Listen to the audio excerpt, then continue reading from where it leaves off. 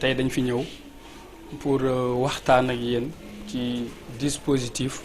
bu Baye assistance médicale pour la couverture médicale du Gamou de Médina Baye édition 2019 donc bañ ko dalee def ba léegi ëpp na 20 ans ñuy def couverture médicale bi donc li sabab couverture médicale bi mooy suñuy aînés yoo xam ne nii ci jamono boobu noonu dañ nekkoon université nekk fac médecine di jàng dañoo defoon le constat ne Médina Baye amul couverture sanitaire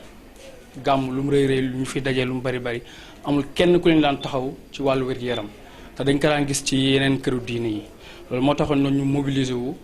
dajaloo organiser wu def couverture médicale te boobu bañ koy def 7 places moo leen andi woon juróom-ñaari nit rek ñoo ñëwoon ci boobu bañ koy sos donc tey macha allah dem na ba yegg foo xam ne ni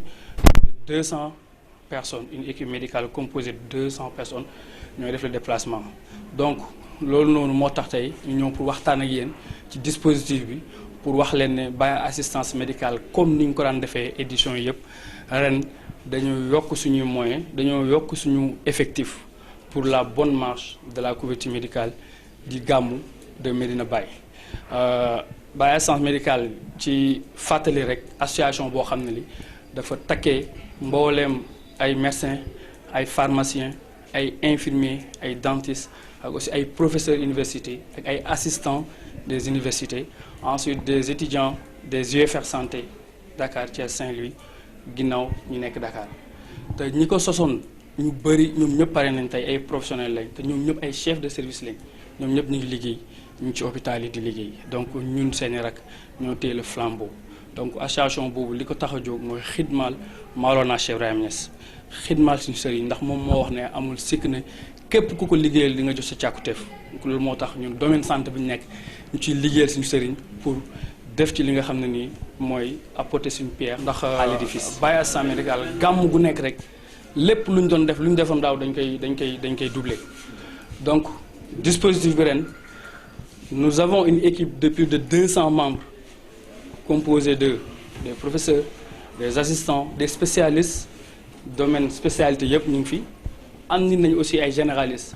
am nañu aussi des chirurgiens dentistes ñoo xam ne wàllu bëñ la ñuy faj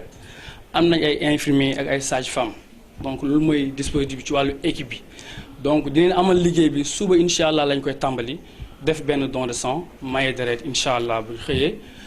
après-midi bi la ñu commencé la prise en charge des urgences maanaam suba wàllu urgence rek la ñuy def mooy ñi nga xam ne nii moo ñu yàkkamti ñu mun taxaar donc ginnaaw suba nag jour Gamou bi la ñuy def les consultations de masse les sensibilisations et les dépistages consultation de masse yi ñu ngi koy defee fii nii ci poste de santé Médina Baye donc mooy point focal bi dina am suñu ndaw yu nekk clinique Chifa mooy clinique Imam Assane Cissé am na suñu ndaw yu nekk julleekaay mooy fi ñuy jullee ayet am na suñu ndaw aussi yu nekk école arabe mooy maat bi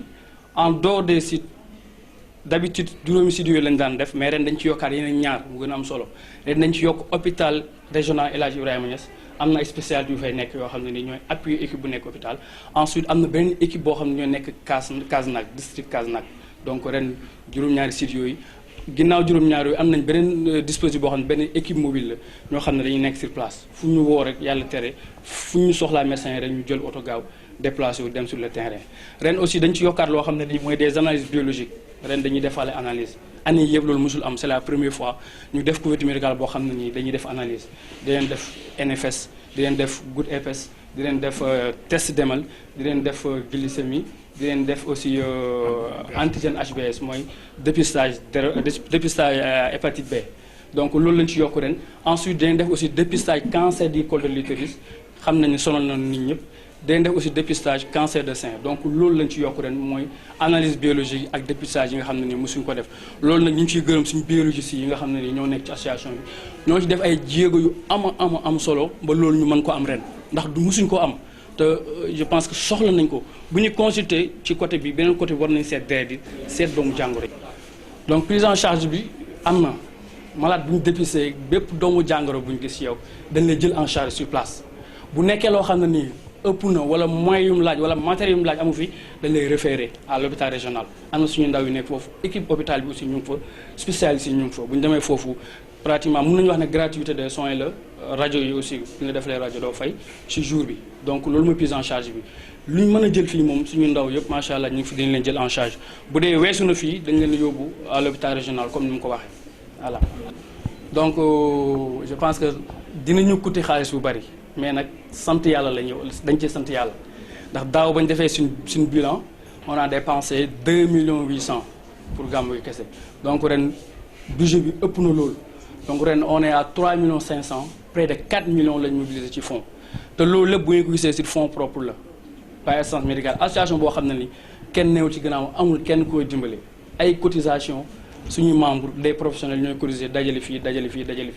bañ mën a am moyens yooyu noonu ndax luñ bu ñu ñëw Kaolack lu ñu indi Kaolack ñooy loué oto bu ñu indi ñooy jël en charge suñu logement jël en charge suñu restauration mu nekk loo xam ne ni ça nécessite beaucoup de moyens avec une équipe de plus de 200 personnes donc lu leen loger nourrir leen restaurer leen pendant 3 jours donc loolu ça nécessite de grands moyens loolu moo tax aussi ñu ngi ciy sant yàlla mi ñu dimbale ba ñu ngi koy man donc ñu ngi ciy gërëm aussi suñuy partenaire ku mel ni Ansaroudine donc ñoom aussi dañuy jàppale bu baax a baax Ansaroudine dañuy coopérer ak ñun dañuy collaborer ak ñun ci wàllu liggéey bi aussi ci wàllu couverture médicale bi ñu ngi ciy ànd ak district de Kaolack district de Kasnack